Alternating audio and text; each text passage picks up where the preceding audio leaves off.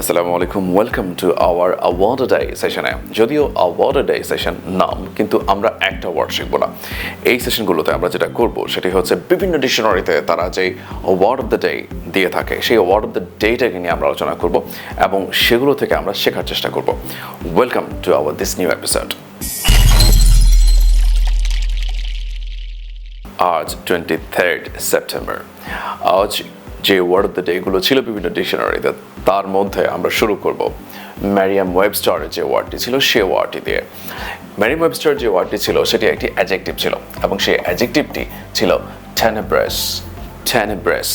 টেনেব্রাসের meaning যেটি সেটি হচ্ছে causing gloom, dark, unlit places.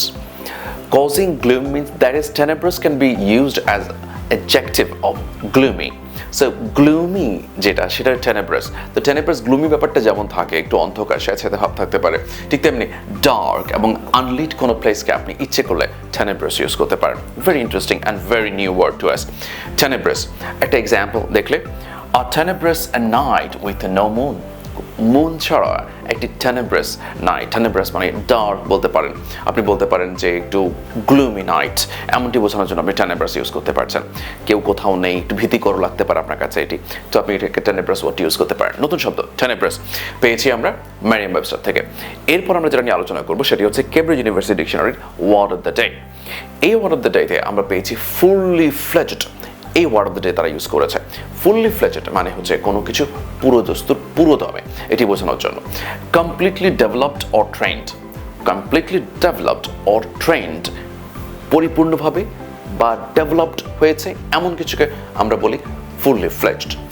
Fully fledged এবং ফুললি ফ্লেজ নিয়ে যদি আমরা এখন কীভাবে ব্যবহার করবো দেখার চেষ্টা করি, তাহলে সেক্ষেত্রে আফটার ইয়ার্স অফ স্টাডি, বছরের পর বছর স্টাডি করার পর, Tim is now a fully fledged architect. Tim এখন পুরো দস্তুর একটি আর্কিটেক্ট হয়ে গেছে, একদম ফুললি ডেভেলপড এবং ফুললি ট্রেন্ড আর্কিটেক্ট হয়ে গেছে। শিখলাম আজকে word of the day Cambridge University dictionary থেকে। এবার চলুন পরেরটি যেটা শিখবো সেটা হচ্ছে কলিন্স ডিকশনারিতে আজকে ওয়ার্ড অফ দ্য ডে কাকে নির্বাচন করা হয়েছে। বাকলাভা, একদমই নতুন একটি শব্দ বাকলাভা। বাকলাভা শব্দটি অ্যাকচুয়ালি যেটি আমরা পেয়েছি সেটির মিনিংটা কি সেটা দেখবো প্রথমে। সেটা হচ্ছে a rich cake of Middle Eastern origin consisting of thin layers of pastry filled with nuts and honey. Nuts and honey মাঝে থাকবে, দুপাশে পেস্ট্রির মতো লেয়ার থাকবে। কোত্থেকে পেয়েছি? Origin of consisting middle eastern, basically Turkish word baklava. এবং baklava এই শব্দটি টার্কিশ খুব ভালো একটা সুইটস এর মধ্যে বাকলাভা পড়ে। এটা এক্সাম্পল দেওয়ার আগে আমরা একটু ছবিটা দেখার চেষ্টা করব। দেখুন বাকলাভা দেখতে অনেকটা হচ্ছে এরকম, এই মাঝখানে আপনার হানি এবং নাটসের একটা মিশ্রণ থাকবে এখানে, এই যে দেখতে পাচ্ছেন, তার দুপাশে হচ্ছে পেস্ট্রির মতো। সো একটা example, baklava could be a great choice of snacks for now. Baklava could be a great choice, খুব চমৎকার চয়েস আজকে স্ন্যাক্সের জন্য এখনকার বাকলাভা। সো বাকলাভা আসলে স্ন্যাক্স হিসেবে দুর্দান্ত একটি ব্যাপার, বাংলাদেশে ইদানিং পাওয়া যাচ্ছে বাকলাভা, খুঁজে দেখতে পারেন, বেশ ইন্টারেস্টিং অ্যান্ড টেস্টি একটি জিনিস। বাকলাভা শিখলাম আমরা কলিন্স ইউনিভার্সিটি ডিকশনারি থেকে, তাদের ওয়ার্ড অফ দ্য ডে ছিল 23 সেপ্টেম্বরে। এবং এবার vocabulary.com থেকে শিখবো, এটি খুবই ইন্টারেস্টিং একটি ওয়ার্ড, সেটি হচ্ছে চোকোব্লক। চোকোব্লক, চোকোব্লক শব্দটি অ্যাকচুয়ালি যেটি মিন করে সেটি হচ্ছে ফুল স্টাফড উইথ সামথিং, কোনো কিছু দিয়ে একদম ভরা, জনাকীর্ণ হতে পারে, কোনো কিছু দিয়ে একদম ঠাসা হতে পারে, এটি বোঝানোর জন্য আমরা চকোব্লক ইউজ করবো। একটু হিউমারাস ওয়েতে মাঝে মাঝে ব্যবহার করা হয় এই চকোব্লক ওয়ার্ডটি।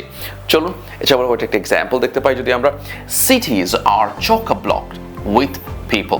বেসিক্যালি এটি একটা অ্যাডজেক্টিভ, চকোব্লক।